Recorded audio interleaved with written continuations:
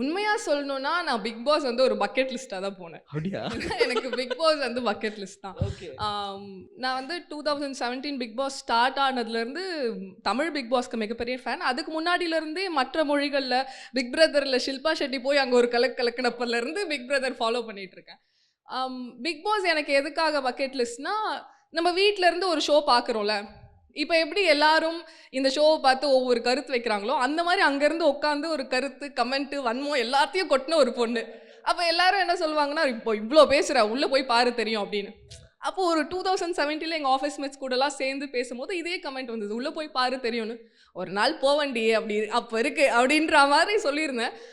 அப்போ அதுக்கான ஒரு வாய்ப்பு வரும்பொழுது, உங்களோட நம்மளோட வீட்டிலிருந்து பார்த்த பொண்ணு அந்த டிவிக்குள்ள போய் எல்லார் வீட்டுக்கும் போய் சேர்றேன் அப்படின்றது தான் என்னுடைய எண்ணமா இருந்தது அந்த வாய்ப்பு வரும்பொழுது. ஆனா பிக் பாஸ்க்காக நான் என்ன அந்த போறதுக்காக அந்த வாய்ப்புக்காக நான் என்ன போட்டேன் அப்படின்னு தெரியல. தமிழ் தான் அதுக்கான அடையாளமா இருந்தது. தமிழ்ன்ற அடையாளம் மூலமா தான் அந்த வாய்ப்பு கிடைச்சது.